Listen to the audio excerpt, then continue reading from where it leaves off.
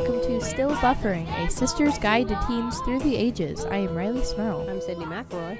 And I'm Taylor Smurl. Well, hello, sisters, on this dreary November day. Well, hello. Yeah, I don't know what your weather's like, but it is cold and rainy up here in the Big Apple. It's that, Yep. too. It's that. Yes. Yeah. It is that. universally cold and rainy. Yes. Good. Well, no, not a good day to be soup, because y'all gonna get eaten if you're soup. Good day to have soup. Good day to have soup. It's a good day to be like frozen yogurt. Yes. Yes, that's true. That's an excellent point. Or like snow cones. I know. I had Charlie out. We were doing some birthday shopping for Justin, and we walked right by an ice cream store. And I went, "Well, do you?" And I'm thinking, I don't even want to say it out loud because I don't want it. And she looked and went, "Nah." That's the first time she's ever turned down ice cream. It is a cold, rainy day when Charlie says, "Nah."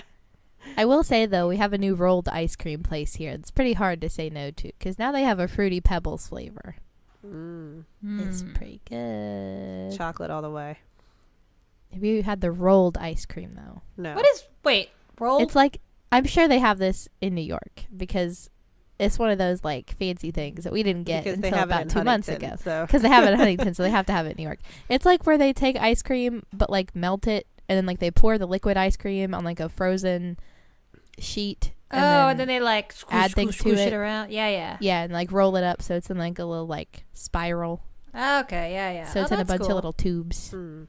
It's not like regular ice cream. Like it's all basically just like the base flavor is all vanilla, but then they add various things to it. So like they add s'mores and Fruity Pebbles and. But Sid, is your go-to chocolate? Is that just it? Like just chocolate, like Ice cream? No, with like stuff in it. Like what? Like I like chocolate with brownie bits, or chocolate with coconut, or chocolate with nuts, Coconut. or like all that together, like German chocolate cake kind of ice cream. That's my jam. see, Fish I food, like, Ben and Jerry's. yeah. My go-to is pistachio or whatever is weird and sounds terrible that somebody dares me to eat. Charlie has officially weighed in on the Dippin' Dots debate. She loves them. She Oh. loves them. No. And you know what else she loves? Dots. Well, yes, all right. She thinks dots are the best candy, and she loves Dippin' Dots. Which And is although proof that Charlie is mine. Although she was eating Dippin' Dots, and then halfway through she handed it to me and said, "Can you make them melt?" Okay, see the basic problem with Dippin' Dots she has encountered. It's not ice cream; it's just ice balls. I said that's the whole thing with them. That's how they are. They don't really well. They don't. I mean, they will eventually, but she was like, "I want them melty like ice cream is." All right, I know that's universal. And I think she weighed on the side of reason, that is my side, that is ice cream should in essence be creamy. But you know what she thinks about Dots the candy? Yeah, she loves them. I mean, if I ever had to like patch a hole in like a boat, like great, but I don't want For to Dots?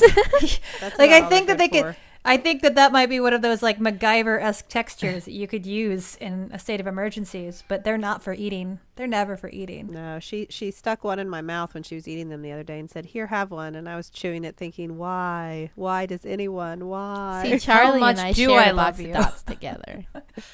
I pass them back and forth. Cause I don't that's like what smart any people do. food or confection in a dot form. That's just me, all right? You be you, I'll be me, no dots. I wanted to give a brief update. This isn't what our show is about this week, but I did want to give you guys a brief update because I read an interesting article about 13 Reasons Why, which we have done a whole I show almost about. dropped out when you said I read an interesting article. Like, boring, but continue. You are the youth of tomorrow. Pay attention. This is hopeless. But it was about, there was, I guess, a study done where they basically looked for like Google searches in the time frame that 13 Reasons Why was released to look for like an uptick in kind of looking for like the term suicide and like searches and what kind of searches were related to that and that kind of thing. And they did find that there was an increase over that time period of people searching for things like suicide hotline and suicide help and suicide prevention and that kind of thing. So it's good. But they also found a significant uptick in searches for things like how do you commit suicide? Now, that I think that you could level a lot of criticisms at that, like that kind of study. Like why, like, what were people looking for? Were they, there's a lot you could say. Whether that was just like general curiosity in the subject brought about by the TV show, or. Mm-hmm.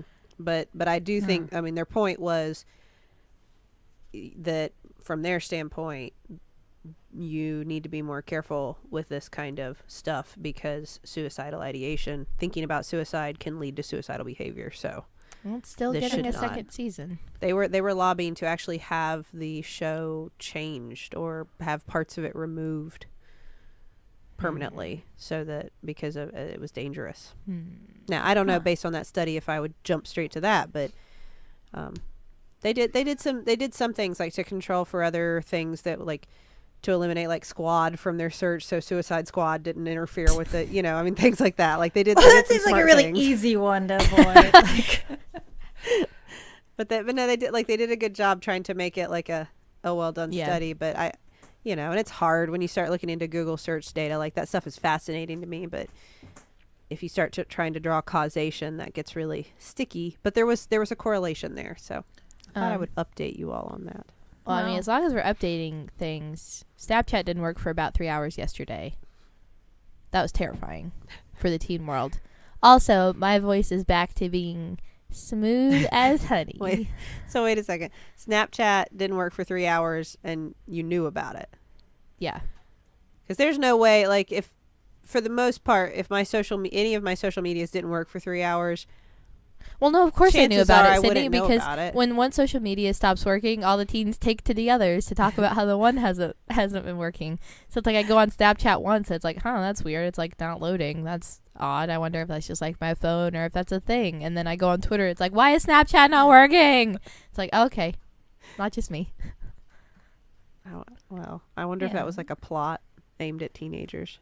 I would love to know the frequency to which you guys check your social media, that you would notice, like, in such great numbers, like in 3 hours, that it's down. Yeah, that's what I was thinking, because I wouldn't notice, because I don't check I would. any social media often enough to notice if something's down for 3 hours. If Twitter was down for 3 hours, I probably wouldn't know.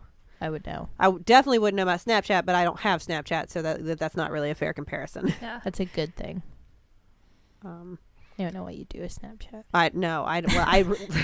You have explained it to me multiple times. I'm still not sure.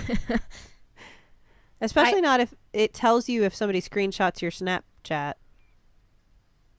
Well, I mean, that's a good thing that it tells you. Yeah, but then like if it does, I don't know. But also, like, once I tell you, it's like there's nothing you can do about it. Like, they screenshotted it. I learned that 2 days ago, and I was fascinated by that fact. You didn't know that? No, I don't. I knew you could screenshot them. I didn't know it told you. It didn't used to, but then people were like, hey, I sent you a thing, and now you have a picture of it. How'd you get a picture of it? So Snapchat was like, well, gotta tell people when that happens.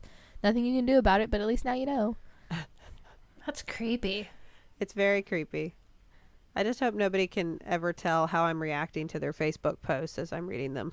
Like with your face? Yeah, with my face. I hope there's never any technology that's like, Sydney just made this face while she was reading your Facebook post. And it's me going like, what? That's going to be... That's how you get those other emojis that people get. Yeah. It's just reading your facial... Like, you don't just give a real thumbs up every time to your Facebook and then it translates that. That's what I do. Thumbs up. And Facebook's like, okay. I like this. Sad face. This post is making me stick my tongue out and it turned green and I have money signs in my eyes. I don't know why. That's the new facial recognition with the new iPhone. It tells your face. And it's just, it'll send a video. Just translates you into an emoji. Yeah. You know that's a thing? With the new iPhone, there like the little animal emojis. No. You can like calibrate it to your face and then like move your head and like make facial expressions, but it'll change it to like the one I see is like a unicorn. So like you can make a 3-dimensional little unicorn head, make the same movements your head does, and then send that to someone. No, I don't like that. I don't iPhone like this at all. Riley, have I asked you before what the upside down smiley face means? I still don't get it. And I feel like I get it sent often to me that I'm like, okay, that's yes. I use it and thumbs up. Other teens I know use it in this sense where like something bad happens and you're like, great. like you're kind of like you know what I mean, like, oh, that's like, oh, my computer just shut down, I was working on an essay and it didn't save, great, and then it's just like upside down smiley face. Is that Oh, what it's it the means? wah-wah face. Yeah. Wah, wah. Pretty much Okay, All right. I got it. I get it now. like that So smile you you're- make when things are just so bad you're like about to like go insane, like great. Okay. Your world's turned upside down, and all you can do is just smile ironically about it. Or it's Okay. just Will Byers. What? Will Byers from Stranger Things. Maybe He's that's in just the him. upside down. Oh He's yeah. in the Okay. upside That's just. Oh God, that's so much worse. It's the smiley face from the upside down. Ah. Well, this has been your teen update. Now Yeah, that's out been of the way. 11 minutes of I us talking about literally not what we're talking about, but that's No. fine. No, those are important teen updates for people who are listening for all the teen insider info there, Yeah. Riley. No, what we wanted to talk about was a little more serious than that. And that's something that I think we've all experienced to varying degrees, and there's been a lot of talk about in the media and in the newspapers lately because of the Me Too campaign that's been happening on Facebook and Twitter, and that's sexual harassment, and then also we kind of want to talk about sexism and somewhat sexual assault, you know, because as three women, I think it's something that we're all somewhat familiar with, unfortunately. Mm-hmm. Upside down smiley face. There you go. There you go. And it, you know, it's the question is like, why, how does that apply to teenagers? Well, it applies to teenagers because it starts from, gosh, before you're a teenager, Yeah. I would say, for most of us, Yeah. being treated differently or being, I don't know. I'd say that it starts for us as soon as we are identified as being a vulnerable member of the population, which women are seen as. Generally. Well, I mean, think about one of the most sexist parts of any person growing up in the public school system's life. Dress code. the dress code, sure.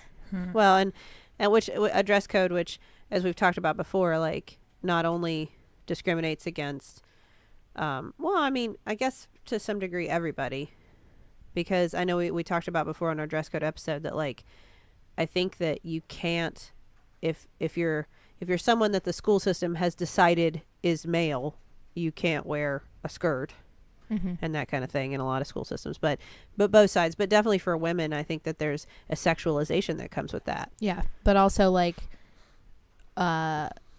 changes based on your body type if you're a woman. Yeah. Like, for example, if you have bigger breasts than another girl, there's a better chance that what you're wearing will probably be deemed as inappropriate than Mhm. someone who does not have as big a breast. Or even things like just being taller. I know some of my taller friends always had a lot of trouble finding the shorts that would be Mhm. long enough to meet the fingertip test. And it was just because they were really tall and their legs were really long. Yeah. And their shorts weren't necessarily shorter. It was just hard to find shorts that were long enough. Yeah. And they were I jams feel all the like time. I've always had a very long waist, and that's always short-circuited the short to arm length ratio for me. Like, that's if I wear shorts that come down at the tip of my fingers, those shorts are at my knees. I am a Neanderthal. It's cool. Let me wear shorts. Here's a quick plus for my school dress code, though. It did not allow two young men at my school to wear jackets that the entire pattern was the Confederate flag. Well, that's something. So that's something. That's The good. dress code being effective in a way. Yeah. Yeah, that's good. good dress code. But I think, you know, when I look back to like high school, when was I first aware that as a woman I was going to move through the world differently than people who I was going to say present as male. I think part of it is present as male, but then the other part of it is the way that society accepts you Mhm. as to their definition as to what is male and what is female, which varies depending on where you are and who you're faced with and where you grew up. So I don't know that it's something you can entirely control. So I don't want to necessarily say it's just about how you present. It's also about what the world is going to All right. put on you. Mm-hmm. But I remember one specific example was in a career class they made us take in high school when we were talking about different like job options, and they were like giving us like little cards with different job descriptions and things and letting us pick things, and then they were talking about how much school you'd have to do for different things. And of the choices they presented to me that day, the one I chose was lawyer. I did not want to be a lawyer, but they wouldn't let you choose anything. It was like, which of these three? I was like, well, I guess a lawyer of these options seems pretty good. And I remember being told, you know, you want to be really careful with that, because that's a lot of school and it will get in the way of having a family. And you might want to look into something like being a paralegal instead, where you could still work and be home a lot and make some decent money, but not have to go to school quite as much. And there was this, you know, I mean, I remember that as a high school student thinking like, what business is it of yours? Why are we talking about me having kids?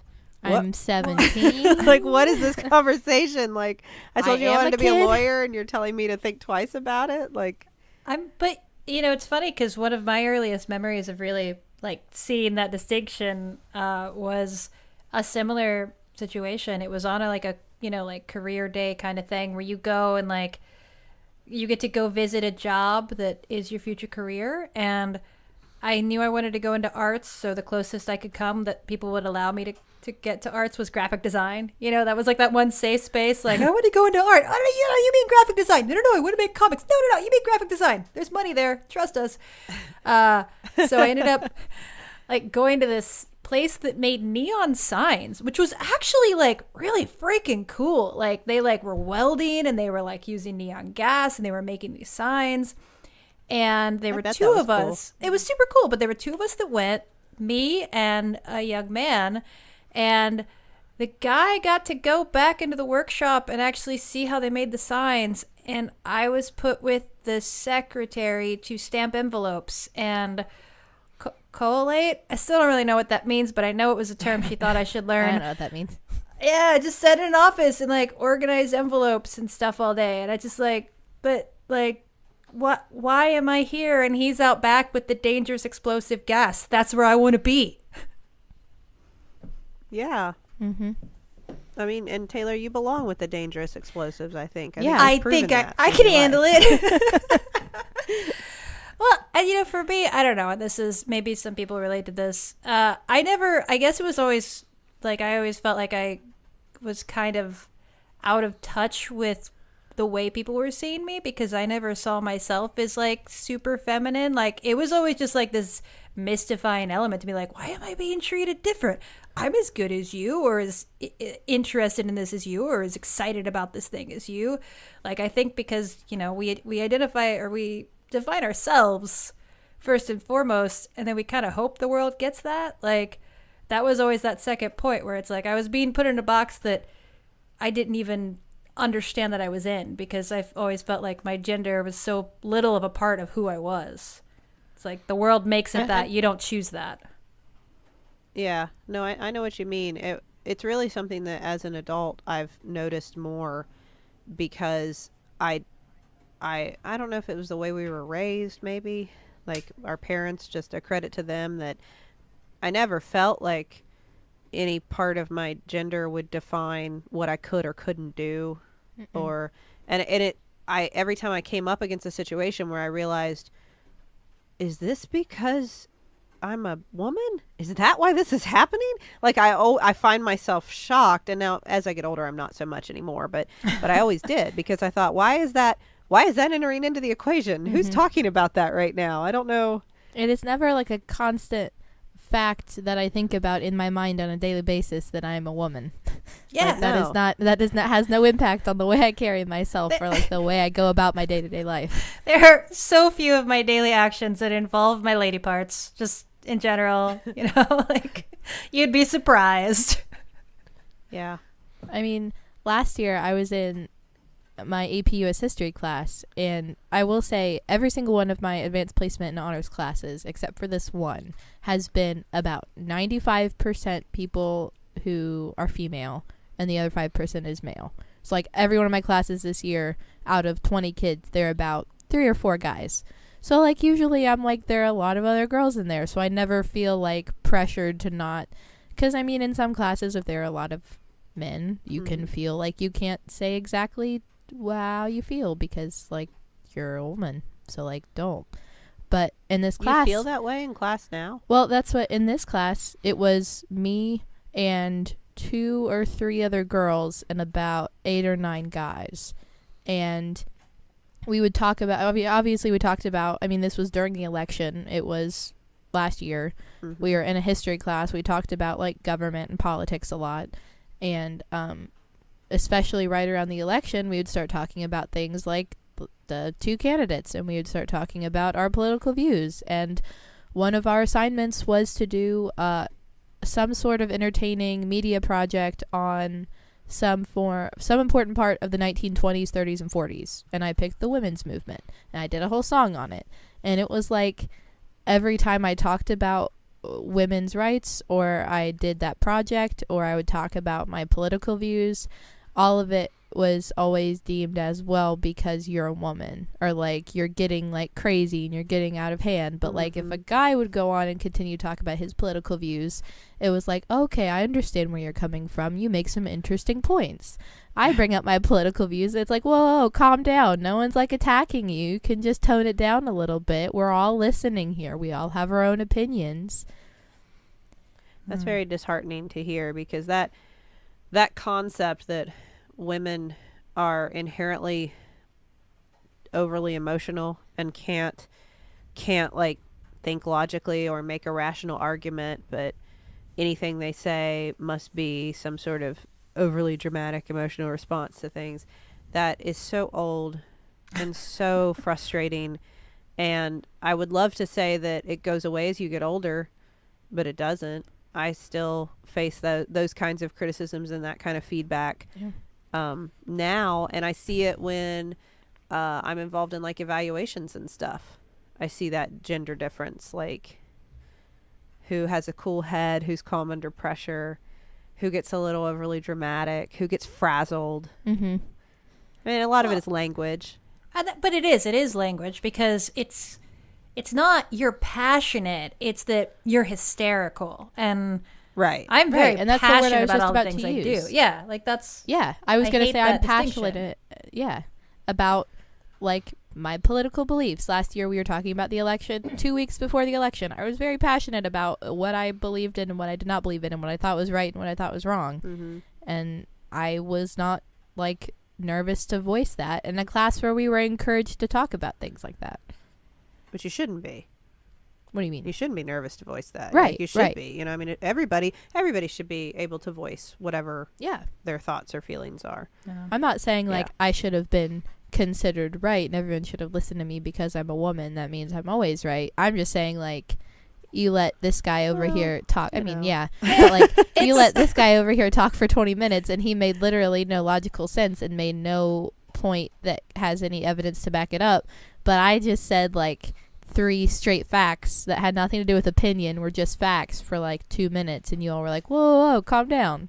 Well, it's hard to be written off for something you can't control. Yeah. Like, and that's what it feels like. Like I remember, and I made all the, as far as like fields that involve a hefty amount of sexism, I just went right into the hornet's nest, because I am involved in comic books, the restaurant industry, like the punk scene. Like I made choices, and I love all these things, but it just constant contact points where these are men's worlds and I am interfering in them. And I remember in college, like standing in line for portfolio reviews and just hearing the kid in front of me just getting like just slobbered all over by an editor just because they're broing down about Spider-Man. And I'm like, I could have that same conversation. I love Ultimate Spider-Man. I'm so excited to talk to you. And then I get up there and suddenly he's like picking apart the buoyancy of my speech bubbles. And I'm like, what? How is this different? Like, I never wanted it to be about my gender. Like, I refused to believe that. So I just like doubled down on being hard on myself. It took me years to actually accept that, hey, maybe you were in a rigged game. Like, maybe there was a reason that it was just so much harder. And it's a bummer, because, you know, it doesn't ever go away. There is always that thing where you approach the bench and somebody's already gone like, oh, well, I know what this is about. Yeah. No, I know what you're saying, because I remember having a debate once in college about the concept of the glass ceiling, and someone making the comment that I hope my children never know what it is. And I get that. I see what they're saying. I'm not trying to parse their language. Like, Right. I understand. Like, Yeah. that'd be great if we lived in a world where no one was discriminated against. But I think that knowing it's there is actually vitally important, because Right. it does exist. And I think that I went about things the same way. Just try to ignore it, pretend it's not there, and then nobody will ever stop you. Yeah. Like, If you just work hard refuse enough, to it doesn't accept count. it. Right. And that's not true. No. And we're talking as women, and I think that is exponentially true, because, I mean, we are talking as, 3 white women. Yeah. I think that if you are a woman of color, you have layers upon that where, where that ceiling gets harder to break and shows up in more places. And, I think knowing it's there and recognizing it is critical to us actually doing anything about it. Yeah. No, you're right. Yeah. I got, this is all just anecdotal stuff, but like, this was years ago, my comics got reviewed by a blog, and the person wrote, it was a male reviewer who had introduced himself to me at this convention, and it was very complimentary. Like, I gave him a bunch of my books for free because I knew he wrote for a blog.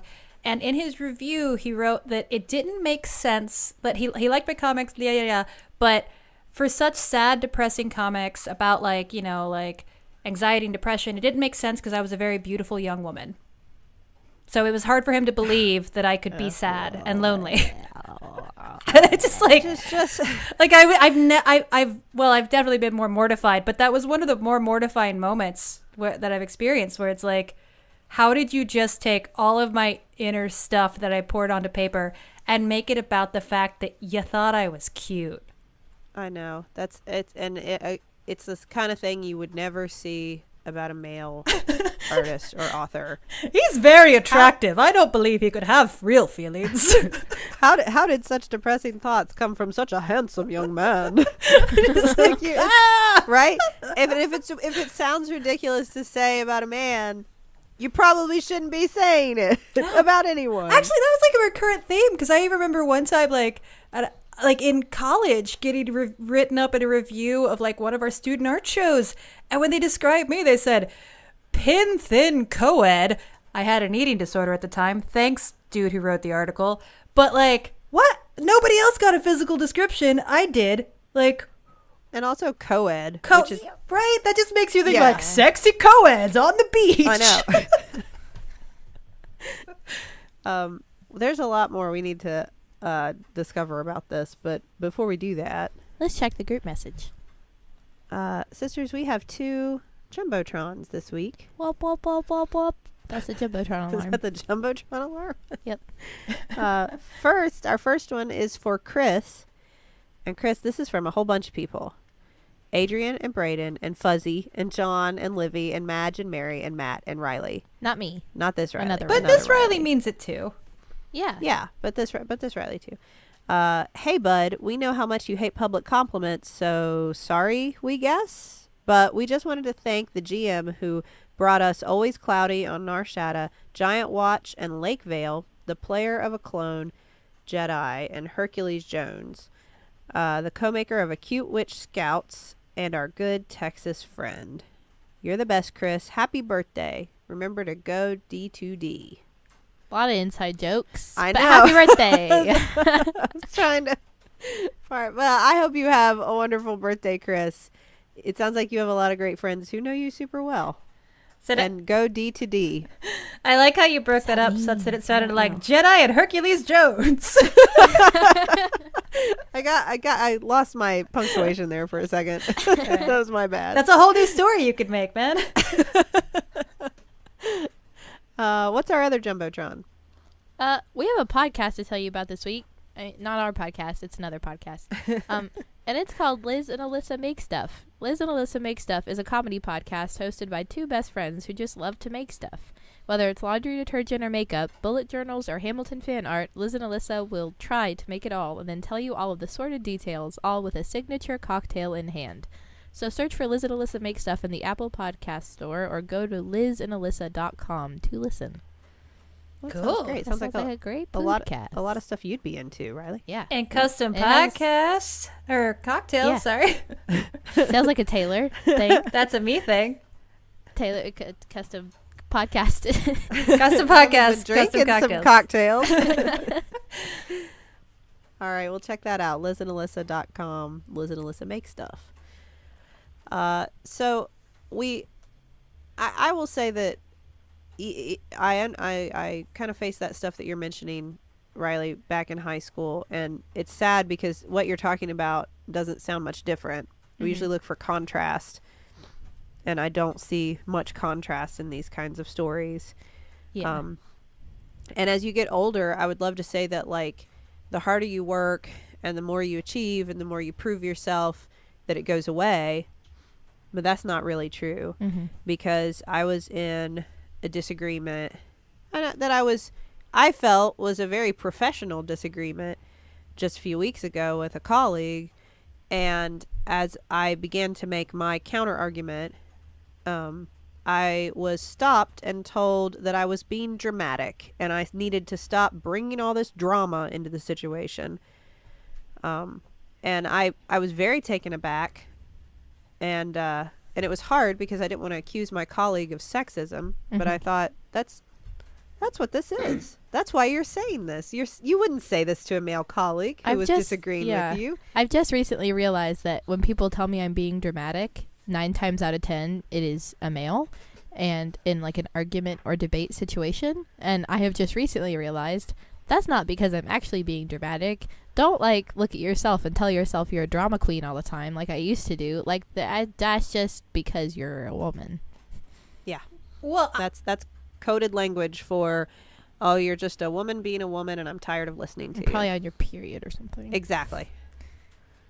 yeah, and and you get like even going into like the voices of women and like our tonality, like how much during the last election did we just hear it was a regular point of comment on the news, like, I don't like Hillary Clinton because her voice is really shrill. Like, is that really a thing that we talk about in terms of an actual politician? Like, or I mean, I know that like This American Life did a great talk all about vocal fry and like how it's just a thing that like older males have a problem with young female podcasters with vocal fry. It's just women using a lower tonality. It's crazy how it's legit like just the sound of a woman speaking, we're going to find reasons to be disturbed by it.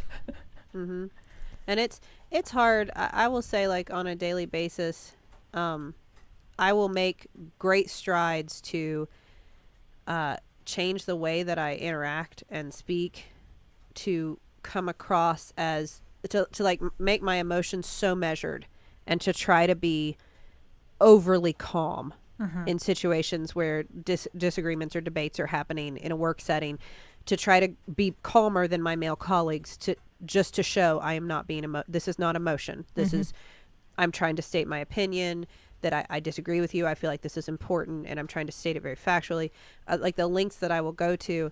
And when I see it probably even more so from sometimes when I'm taking care of people, like my patients, especially in the hospital, when it's someone who doesn't know me already, who I've never taken care of before, they're coming in and so I've never met them.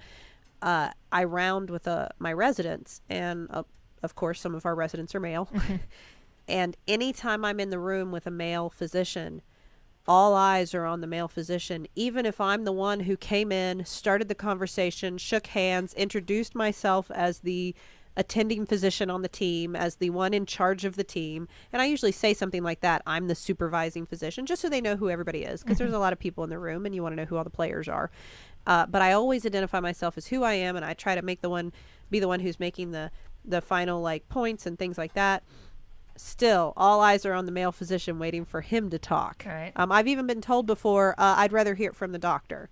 I'm waiting for the doctor. Well, you're the doctor. And I've already introduced myself as the doctor. I've already said, I am your doctor. My name is on your bracelet. See that whiteboard with your doctor and that name written next to it? That's me. and everybody's looking at the resident in the room because he just happens to be male, waiting for him to talk because whatever I say can't be that important. I was thinking about this the other day, this topic, while I was having a very deep, meaningful self conversation when watching the show Toddlers and Tiaras.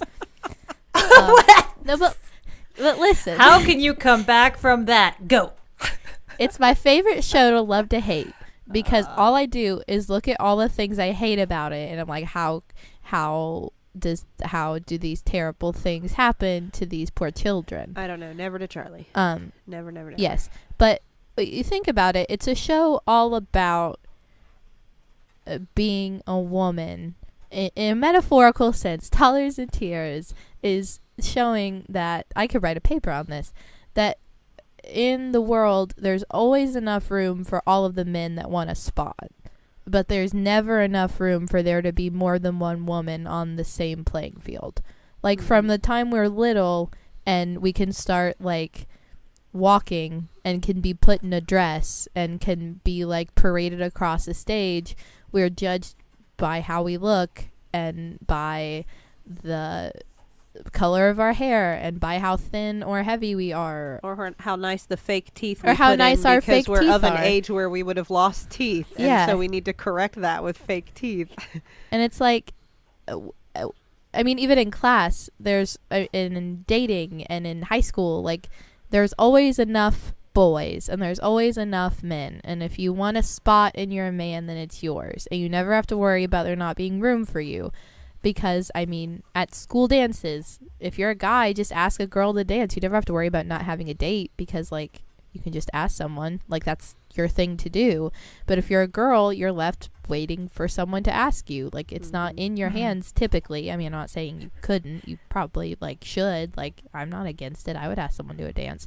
But, like, the way society has been for years, if you're a woman, like, either wait for a man to give you a position of power or give you permission to have a spot, or you have to beat out all the other women for it. Like, you can't ever just like raise each other up and be cool to each other and all be equal. You either have to like beat another girl to have the last date to the dance, or like there can only be room for one woman in this company or in this class or in this like certain group of people, so beat the other ones for it. It's like being a Highlander. There can only be one.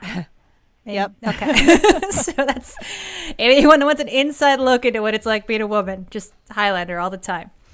Yeah. So I mean, basically being a woman is just toddlers and tiaras. Which is there's why always an you're ultimate not grand wrong. supreme, but to do that you have to like beat out all the other girls and tell them their dresses are ugly and try And to sabotage their encourages- routines. It encourages woman-on-woman crime because then we feel the need to hate each other and talk bad about each other and fight each other.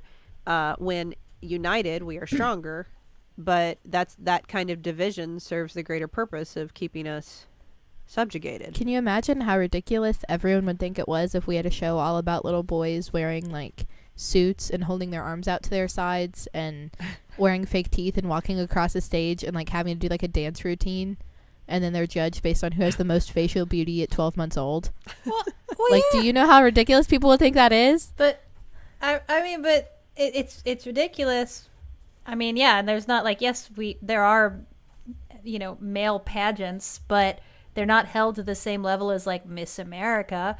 But that's because, when you're a human, you have intrinsic qualities that make you you. When you're an object, you have a set goal that you are to achieve, and other objects can achieve that better than other objects. And that's what happens when you're objectified. Like, your goals are what you do, not who you are. And that's the key difference that we're talking about here. It's being seen for the qualities that you can offer someone to use, not the things that are intrinsic and inside you.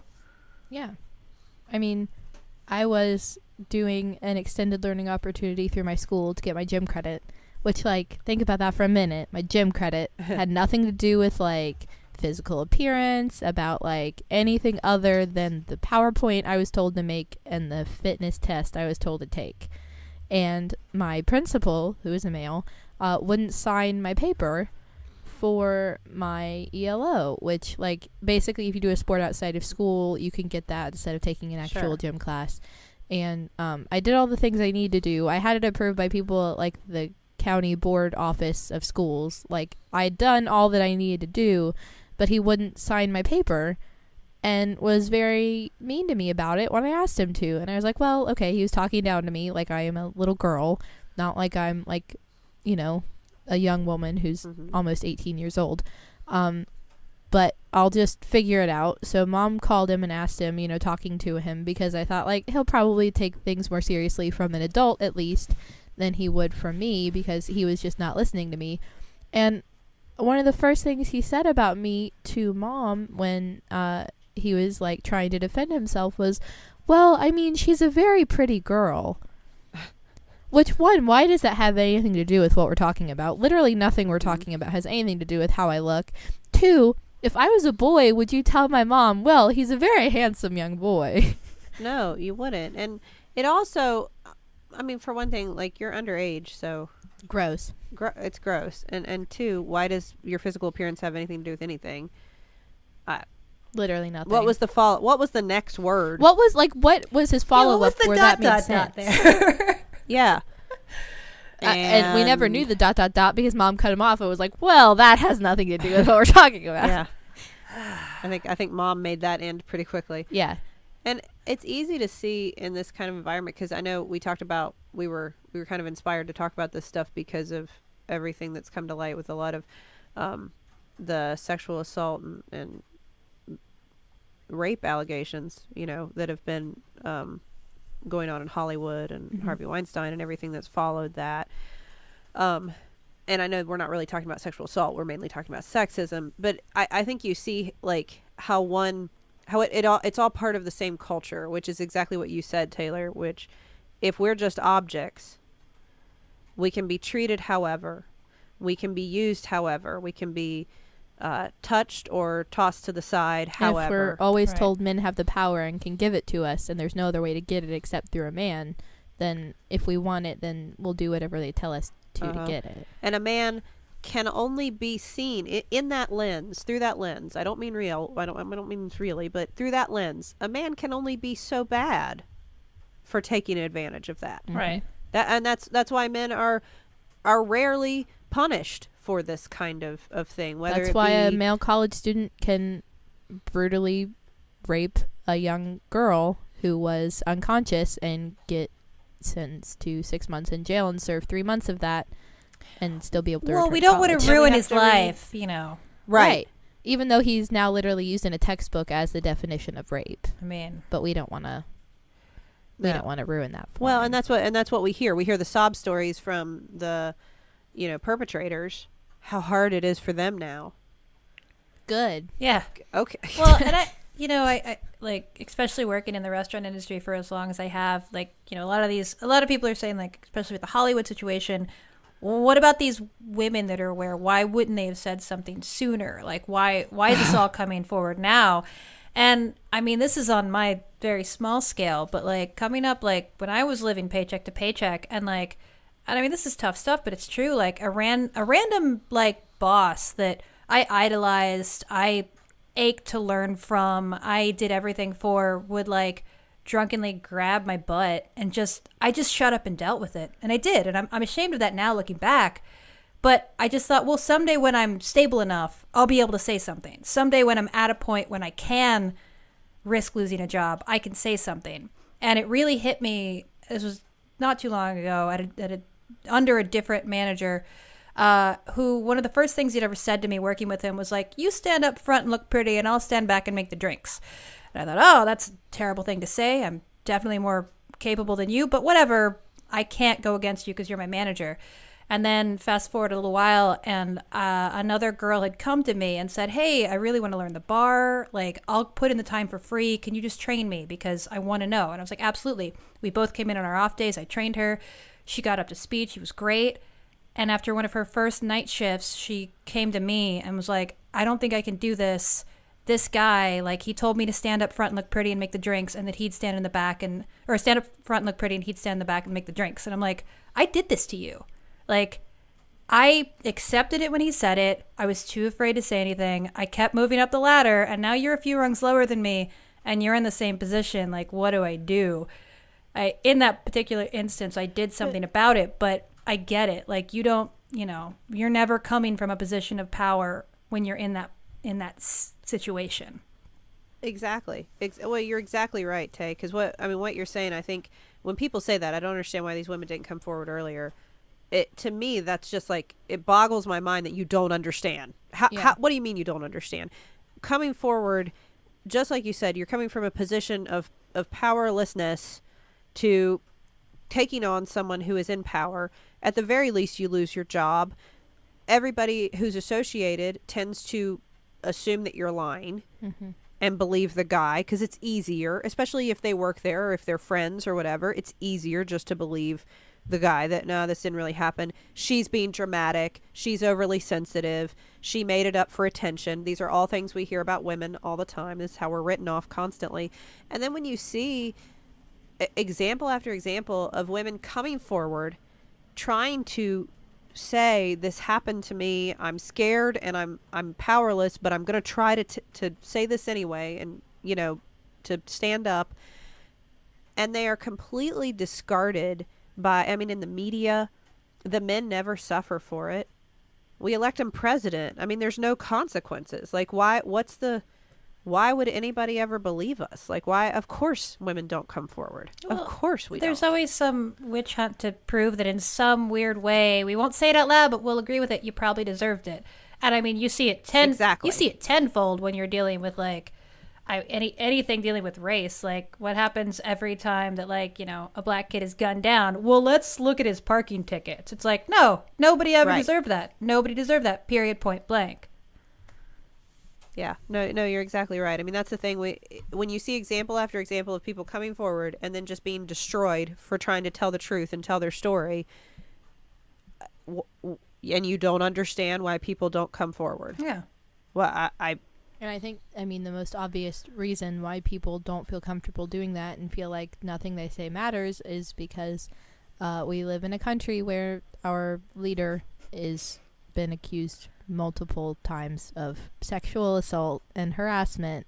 Well, and basically admitted to it on tape that but that doesn't can matter. do that, and it's not a problem. That's locker room talk. Well, and that's just boys being boys.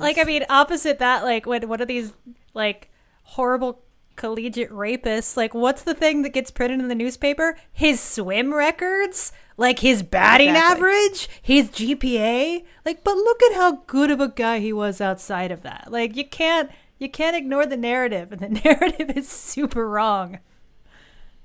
It's like that headline after the last Summer Olympics when a male swimmer won silver in an event, but there was a young female swimmer who broke a world record. And it was the big headline was this male swimmer won silver in this event in the Olympics, and then right underneath it in small print was and this female swimmer broke a world record. Yeah. Or it'll be so and so's wife broke a world record. What? No. Yeah. She's an athlete first. Yeah, that's exactly the truth. Yeah. Yeah. I don't know.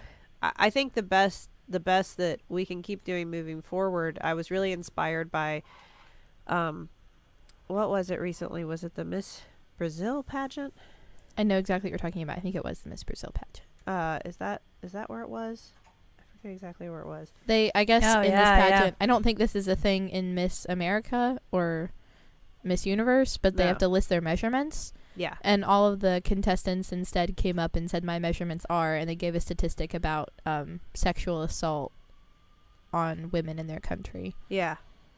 Which was, I think that's what it was, which was, I just thought amazing. And taking opportunities like that to showcase how ridiculous some of these demands or some of these differences between men and women are, I think that's excellent. And to highlight the fact that, women are the victims of assault, and that it largely goes ignored, and that they feel like they can't come forward because they're unsupported by literally everyone that they try to come forward to. Everyone in classes I've had before has always criticized me or poked fun at me because whenever we're given kind of free reign on what topic we're going to do on a project, I always pick, women's rights in the 1920s and 30s, or like, you know, how women were looked at in the 50s and 60s and the women's movement. It's like, why do you only pick topics about women's rights? It's like, well, it's, I mean, kind of crazy to think about the fact that, like, women haven't even been able to vote for 100 years. Yeah. Like, I mean, we haven't even had a female president. Our first female senator or congresswoman was only this many years ago. Like, I want to talk about these things because, like, it's important to know about and talk about. And, like, as a woman, it's empowering to see how far we've come, but also disheartening to see how far we still have to go. But both are important. I think absolutely. And I think the more that we celebrate that, like how far we have come by working together, and also not just women, but any disenfranchised group, any vulnerable group, any you know, minority group, by working together, by creating unity to fight the oppressive forces that are in charge, working together we get farther, including everybody. You know, this fight isn't just about me or you. It's not just about women. It's certainly not just about white women. It's not just, you know, it's not just about cis women. It's about all of us. Yeah. Then we get a lot farther. Absolutely. And we stop trying to fight each other. It's not a beauty pageant. No. There can be more than one ultimate grand supreme. I think if we all got our heads together, we outnumber them. True. Well, we do. And we make them. We make everyone. And even if we don't, like, you know, I think all the disenfranchised people, there are more of us. Yeah. Yeah. So, I don't know what kind of call to action that was. I don't know what we need to do, but there. That. We are one. Well, we are many. We are super mad. There you go. And the next time you call us dramatic, we're going to deck you. Yeah. No, I mean, I'm not really advocating violence. I probably won't Although actually maybe deck you, but I'll deck occasionally. you with my words. Unless they're a Nazi, in which case punch away. Oh, always fine to punch is that Nazis. a still buffering endorsement on punching Nazis? Yeah, Yes. I mean, I am. Okay. I'm I'm fine personally with that. endorsing punching Nazis. Great, all right. Yeah, 3 out of 3. We're all in agreement. I don't know why this is a debate in 2017, Right? but it is. So there's my side on Did it. Indiana Jones do it? Then I probably want to do it. Agreed. All right. Well, thank you, sisters, for this a little more serious. I know that's a tougher topic to talk about, but thank you, listeners, for tuning in. If you like our show, if you have comments or suggestions or topics, email us at stillbuffering@maximumfun.org. You can tweet at us at stillbuff. And you should check out maximumfun.org for a lot of other wonderful podcasts on our network that you will probably enjoy. And thank you to the Novellas for our theme song, Baby You Change Your Mind.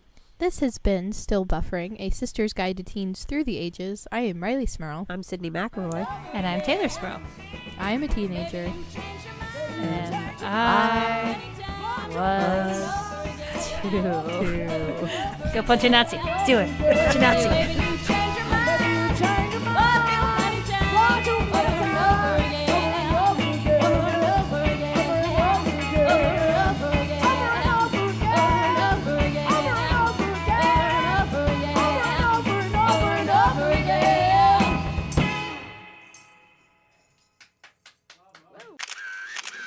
In celeb news this week, the hosts of Lady to Lady took a break from hanging with today's hottest comedians, actors, and writers to sell a sex machine.